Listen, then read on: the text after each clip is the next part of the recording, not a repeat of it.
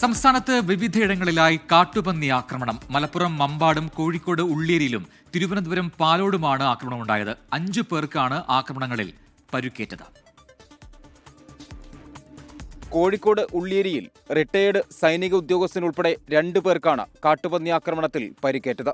പാൽ വാങ്ങാനായി കടയിലേക്ക് പോകുമ്പോൾ വീടിന്റെ നടപ്പാതയിൽ വെച്ചാണ് റിട്ടയേർഡ് സൈനിക ഉദ്യോഗസ്ഥനായ പുത്തഞ്ചേരി ചേരിയയിൽ ശ്രീധരൻ ആക്രമണത്തിന് ഇരയായത്. ഗുരുതര പരിക്കേറ്റ ശ്രീധരൻ കൊയിലാണ്ടി ആശുപത്രിയിൽ ചികിത്സ തേടി. സമീപത്തെ കണ്ടമ്പത്തുമീത്തൽ ബാലകൃഷ്ണനെയും കാട്ടുപന്നി ആക്രമിച്ചു. മലപ്പുറത്ത് മമ്പാടാണ് കാട്ടുപന്നിയുടെ ആക്രമണമുണ്ടായത്.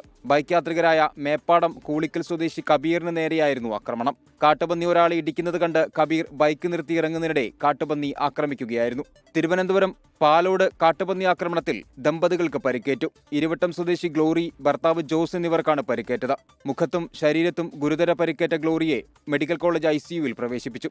റബ്ബർ ടാപ്പിംഗ് തൊഴിലാളികളായ ഇരുവരും ഇരുചക്രവാഹനത്തിൽ സഞ്ചരിക്കവെയാണ് കാട്ടുപന്നി ആക്രമണമുണ്ടായത്. വിവിധ ബ്യൂറോകൾക്കൊപ്പം 24 തിരുവനന്തപുരം.